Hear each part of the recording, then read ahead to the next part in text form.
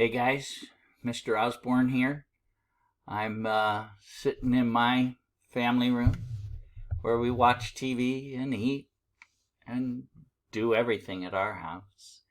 And here I am with my coffee teaching a class. Isn't this great? Online is really awesome in a lot of ways, but you have to remember when you're doing an online class, a lot of the responsibility is on you. I facilitate the class. I interact with you as much as possible. I really like the interaction. Oh, and look, we can even see my daughter in the background. She's not supposed to be there. But hey, that's why I wanted to just do it this way. I want you to see I'm at home, just like you're in your room or whatever when we're doing these classes. And I just want to make sure you don't lose the personal touch, okay? I'm here. I can meet with you via Zoom. I can, it's best if you want to communicate with me to use the Canvas inbox, and I'll show you that in a second. And I want to, help you with your assignments, with your projects. I want to talk to you. I do discussions. And, a lot of teachers like to use discussions, but sometimes I find that you guys don't like them as much as the teachers do, and you do minimal effort in the discussions. But what I try and do to more interact with you is in the grade book. I don't jump into the discussions and add a whole bunch of stuff like some teachers do. I respond to you in the grade book. That way it's personal between you and me. So be sure to watch for that. And please feel free to respond there or respond to me in the Canvas inbox. You can email me, but I just want you to know I have 6 emails. So I got 3 schools. Then I've got one that's associated with Google, and one that's associated with Mac, and one that's associated with my internet provider. So it's kind of a mess. I know I should just simplify it all and try and make it all Gmail, because Gmail's the best. But the 3 schools require that sometimes I just get behind. I don't check all the emails every day. But I'll tell you what I really try and do, and that is go in Canvas every day. And remember, I'm teaching at 3 schools. So I'm going to show you some stuff real fast. I don't want to make this long. You're going to watch my introduction and learn more about me. So I'm not going to waste a bunch of your time right here with that. My introduction is long, but part of the reason why it's long is I want to inspire you with my story. It took me over 8 years to get a job in the fire department. I had a lot of changes in my life. I've also had a lot of trauma and tragedy. And it's interesting how many times students identify with my trauma and tragedy and say, oh my gosh, I had a friend just die this last year. Oh, one of my students, it just broke my heart. They had a family member die just not long ago. And, I get that. I get that life is hard and that school is hard and becoming a firefighter is really hard. Really hard.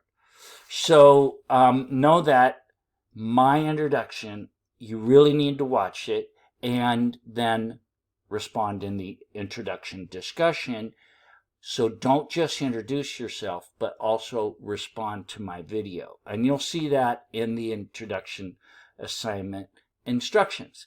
And on that note, before I go to changing the screen from just me to seeing our one of our classes, know that I try and start every module with instructions. Pay attention to the instructions. Know that if you want to be a firefighter, following instructions is a very, very big part of the job. Every morning we would start in the fire station with a tabletop lineup, they used to call it. In the old days, they'd line up in front, and stand at attention like in the military. They don't do that much anymore. Usually we go to the dinner table and we talk about what are we going to do that day. And the captain expects what he said we're going to do that day to happen. But we are in emergency services and sometimes it changes. But when you get on scene, the captain or the chief is going to say, I want this, this, this, and this to happen. And you're going to do these two things. Well, you need to follow those instructions. And if you don't understand them, you need to ask a question. And it's the same here in our course, okay? If you want to be a firefighter, follow the instructions, read them thoroughly, okay? So let me switch to, I'm over in the corner, I think, still. But this is one of my classes at Oxnard College. But know that if you're at College of the Canyons or if you're at Mount Sac, it's going to be similar. A little bit different, but very, very similar. Your school will be here. My face will still be there. You'll have a dashboard with this class or whichever class you're in and all your other classes. And over here, you'll have your list of things to do, upcoming assignments. And so make sure you pay attention to that. Look at all the stuff I need to do. I need a lot of grading to do. This is for Oxnard. So that's how you get in. But just let me point out, this is the best place to talk to me. Click on that inbox, and then it'll switch over.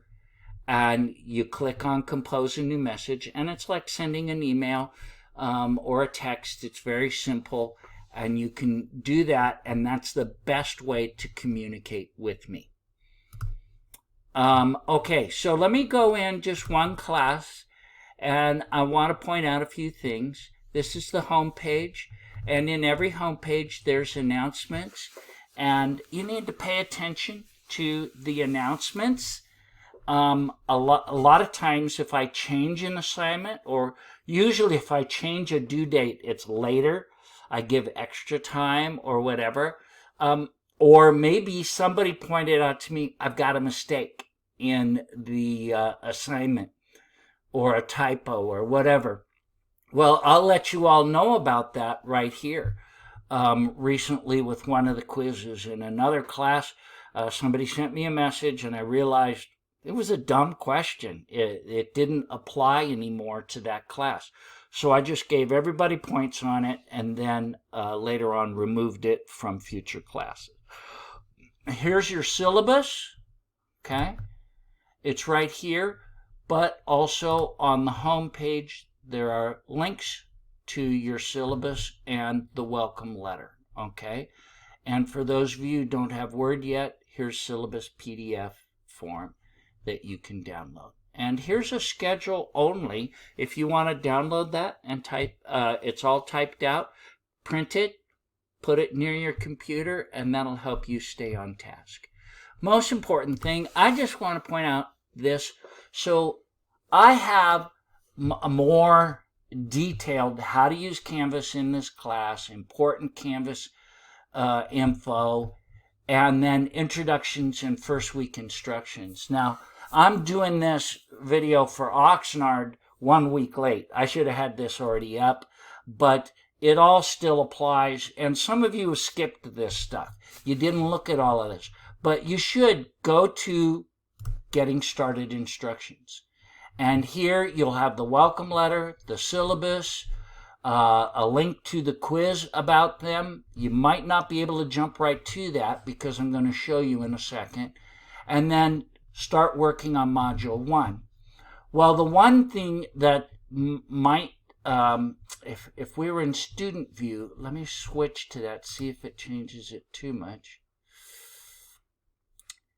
If you're in student view, a lot of times you'll see things differently. Let me see. This is supposed to look like yours. It's not here. Okay, well, I'm going to jump out of that. Leave student view. That didn't work. Okay, in the modules, a lot of times there's complete all items, and it will tell you what you have to do. That you can't move forward unless you do things. So if that's the case, down here somewhere where my face is, you'll see a mark as done. Make sure you mark it as done, and always, going back to the modules here, go in order through the modules. This, then this, then this, then this, then this. And if you go to jump to the quiz and the introduction assignment and you haven't looked through all of this and marked them as done, it's going to kick you back and say, oh, you haven't done, there's something. And then students will text me, email me, in the Canvas inbox, and they'll say, Mr. Osborne, you need to open the class. Mr. Osborne, you need to open the assignments. It's not me. Everything's open. You haven't done the things you need to do to work your way up to that assignment. So make sure you do that. So again, you want to watch my video, and then after you watch my video, I'm going to move my face over here. You click on next. And so then, this was an extra credit assignment, but after you do the video, then you can do and read the syllabus and the welcome letter. Then you can do the quiz, and you can do the introductions assignment. Okay? When you've done all of that, then, and read through other people's introductions, respond to them, and do your own introduction. And don't give me this like brief. I grew up in Oxnard. I went to high school. Actually, I took the GED, and I like motorcycle riding. No. Tell us about yourself. It should be more in depth. Okay? Don't be brief. Be thorough. And that's true of all the discussion assignments, all of the PowerPoint assignments. Be thorough. Don't be afraid to be too wordy. I'd rather that than, this is me. Thanks. Bye. Nobody wants to read that. Okay. So that's kind of what's going on. I want you, one more time, back to the modules here. How to use Canvas in this class. If you've never taken a Canvas class, you definitely need to watch this. If you've taken a Canvas class, but you've never taken one of mine, watch this, but you can jump ahead. I think it's like about here. Or something that we're doing jump ahead to like somewhere around here, and then it's more about how my class is different. Okay? Make sure you watch that, and also read through all of this. I don't know why so many people don't want to do this, but you can have Microsoft Office for free. It's either Office Max or Microsoft Office. As a student, you go to this website, and whoops, that was Canvas Guides. That's not what I wanted. I clicked on the wrong thing, and I'm having trouble because, sorry.